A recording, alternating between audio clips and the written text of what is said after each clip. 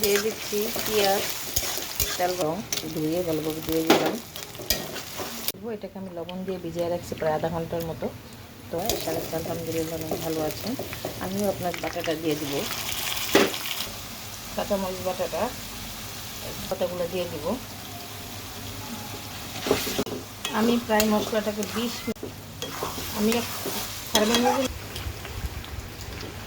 হয়ে গেছিলো কড়াইটা, তামিটা হবে, ঢেকে রাখবো। হয়ে গেছে তরকারি, জিরার ফাঁকি দিয়ে দেখুন আমার রান্নাটা কেমন হয়েছে। মাশাআল্লাহ, একদম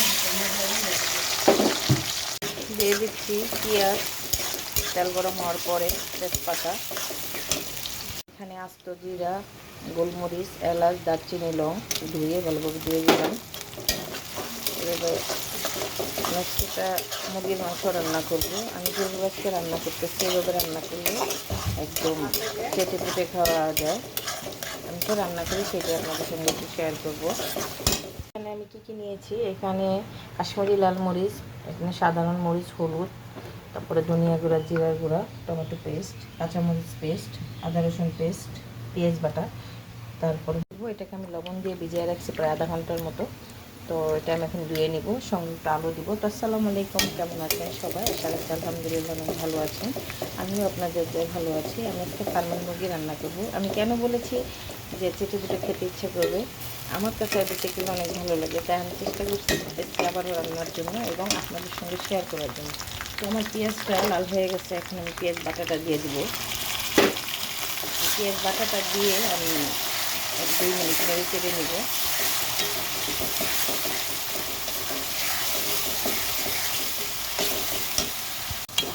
তো আমি পেঁয়াজটা নেড়ে চেড়ে নিচ্ছি কিছুক্ষণ। এখন দিয়ে দিচ্ছি আদা রসুন পেস্ট, ওটা আমি 2 মিনিট নেড়ে চেড়ে নিব। দিয়ে দিচ্ছি পরিমাণ মতো লবণ,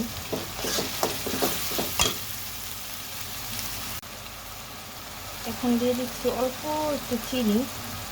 চিনিটা দিলে তরকারির কালারটা সুন্দর হয়। সবসময় চেষ্টা করবেন এইরকম মশলার মধ্যে চিনিটা দেওয়ার জন্য, তাহলে তরকারির কালার অনেক সুন্দর হয়, টেস্ট বেড়ে যায়। আমি মশলাগুলো যেগুলো রাখছিলাম, পেস্ট মশলাগুলো, সেগুলো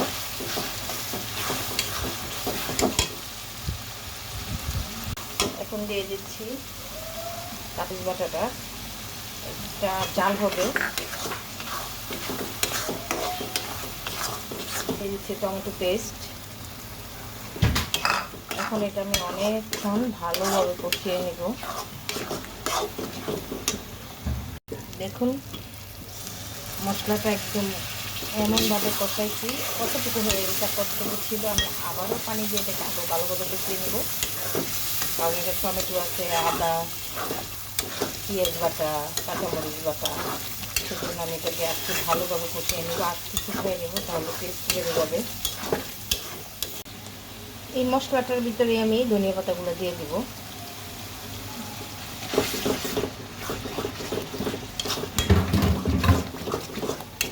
একদম মিশিয়ে নিব। দেখুন কালারটা কতটা সুন্দর হয়ে গেছে। এখনই আমি প্রায় মশলাটাকে 20 মিনিট কষিয়েছি, অত পরে তেল এসে যাওয়া পর্যন্ত কষাচ্ছি। এখন তেল উঠে গেছে, এখন দিয়ে দিব আলুগুলো।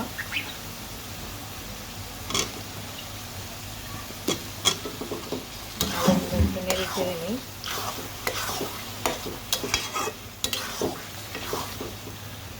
তারপরে আমি যে মাংসটা লবণ দিয়ে ভিজিয়ে রাখছিলাম, প্রায় আমি ফার্মের মুরগির মাংসটাকে প্রায় 20-30 মিনিটের মতো দিয়ে দিচ্ছি মাংসগুলা।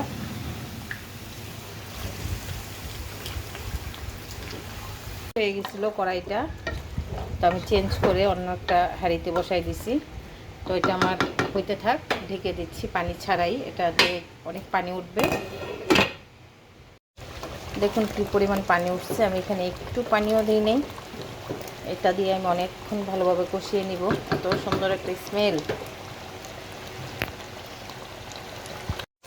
সুন্দর মতো কষানোটা হয়ে গেছে। দেখুন পানিটা একদম শুকিয়ে গেছে, উপরে তেলও বেসে গেছে। এখন আমি জল দিয়ে দিব।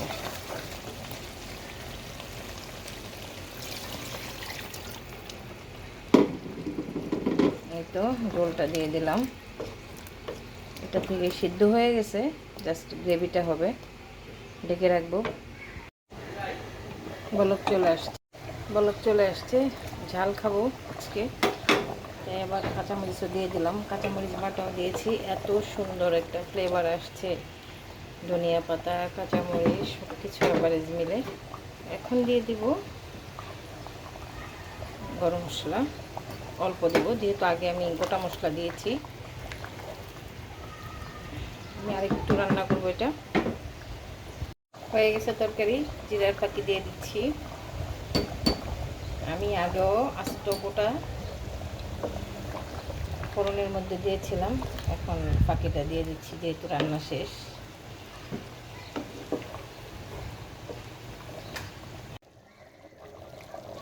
একদম কমপ্লিট রান্না, টকবক টকবক করতেছে। এখন ডেকে দিব তেল ওঠার জন্য। এই তো চুলাটা অফ করে দিলাম। দেখুন আমার রান্নাটা কেমন হয়েছে। মাশাআল্লাহ, একদম পরিপূর্ণ পারফেক্ট। ফার্মের মুরগি এইভাবে একটু ভালোভাবে রান্না করলে আসলে খেতে অনেক ভালো লাগে। অনেকে ফার্মের মুরগি খেতে চান না, বলেন কীভাবে খায়।